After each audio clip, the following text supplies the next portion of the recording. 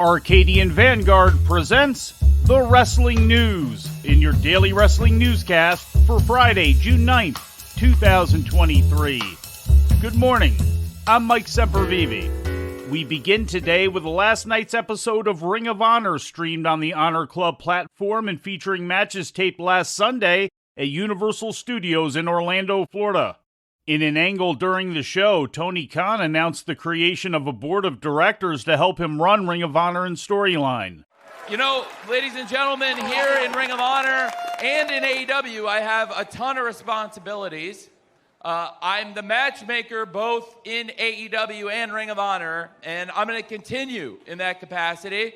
As a matchmaker, working with you fans every week, trying to produce great matches, but there are so many things in the back other than matchmaking that we do.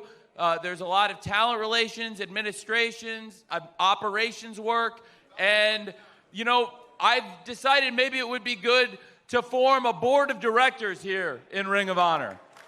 A group of people that could work together. I'd like to give these people carte blanche. I'll still have final say, but they have a lot of authority around here. Khan then introduced Stokely Hathaway and Jerry Lynn as the members of the new board. In the main event, ROH World Tag Team co-champion Rey Fenix defeated Gravity. Earlier in the show, Willow Nightingale successfully defended the NJPW Strong Women's Championship against Rachel Ellering via submission, and ROH six-man tag team champs The Embassy beat Marcus Cross, Eli Isom, and Cheeseburger in a non-title match.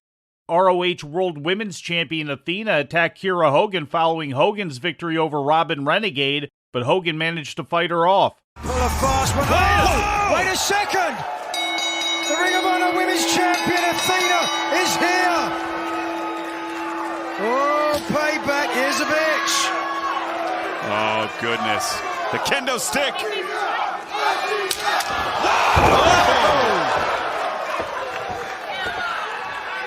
And that sword of Damocles! The kendo stick of Damocles! To the lower back, the spine, the skull of Athena! Hey, Athena brought it in! You can't bring in a weapon if you don't think it's gonna be used on you! My goodness! And look at her shatter! Look at her bust into pieces!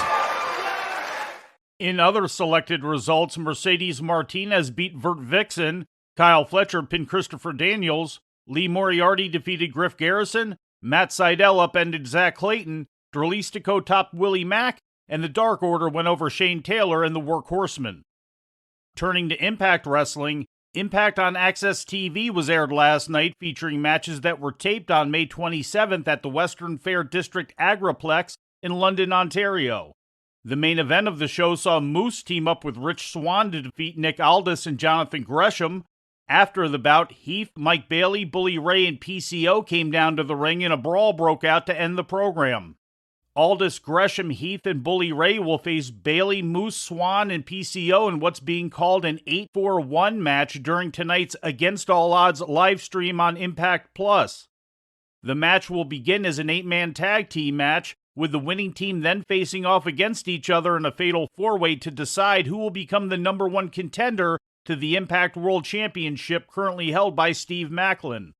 Maclin will be defending the title against Alex Shelley in the main event of tonight's Against All Odds, which takes place at the Expo Center in Columbus, Ohio. In the only title match during Impact on Access, the Coven team of Kylan King and Taylor Wilde topped the Death Dolls duo of Courtney Rush and Jessica to retain the Impact Knockouts Tag Team Championship. It was their third successful defense. Other results saw Chris Bay defeat Jason Hotch, Digital Champion Joe Hendry won a non-title match against Sheldon Jean, Trey Miguel topped Bhupinder Gujjar, and Heath defeated Champagne Singh. Turning to Japan, New Japan Pro Wrestling Noah, and All Japan Pro Wrestling held a joint show today inside Tokyo's Sumo Hall, featuring a series of interpromotional tag team matches. Titled All Together Again, the main event of the program saw a 6-man tag team match which featured a dream team of company aces on each side of the ledger. And when it was over, New Japan's Kazuchika Okada, All Japan's Yuma Aoyagi, and Keno of Pro Wrestling Noah stood victorious over longtime New Japan star Hiroshi Tanahashi, All Japan's Kento Miyahara, and Pro Wrestling Noah's Kaito Kiyomiya after Okada pinned Tanahashi following a Rainmaker clothesline. The penultimate six-man tag focused the spotlight on the junior heavyweight division. IWGP World Junior Heavyweight Champion Hiromu Takahashi, All Japan World Junior Heavyweight Champion Atsuki Aoyagi, and Pro Wrestling Noah's Amakusa came out victorious over Noah's GHC World Junior Heavyweight Champion Hayata, New Japan's Master Wato, and All Japan's Rising Hayato. World champions were on display as Noah's GHC World Champion Jake Lee and his GLG stablemates, the GHC Junior Heavyweight Tag Team Champions Yohei and Tadasuke, upended IWGP World Champion Sanada and his Just Five Guys teammates Yoshinobu Kanemaru and Taka Michinoku. All Japan's Triple Crown champion Yuji Nagata teamed with fellow All Japan wrestlers Suwama and Yuma Anzai to defeat New Japan LIJ members Tetsuya Naito, Bushi, and Shingo Takagi. In other results, New Japan's United Empire faction of the Great Okan, Jeff Cobb, Aaron Hanare, TJP, and Francesco Akira put down the All Japan team of Ryuki Honda, Hikaru Sato, Dan Tamura, and Jun and Rei Saito. Noah's Go Shiozaki and Katsuhiko Nakajima knocked off Hokuto Omori and Satoshi Kojima, who took the place of All Japan's Shuji Ishikawa. Noah's Chris Ridgway and Sean Legacy topped New Japan's Zack Sabre Jr. and Kosei Fujita, after which Ridgway challenged Sabre for a shot at the NJPW World Television title. IWGP World Tag Team Champions Hiroki Goto and Yoshihashi teamed with Tomohiro Ishii to put down the Noah team of Masa Kitamiya, Daiki Inaba, and Yoshiki Inamura.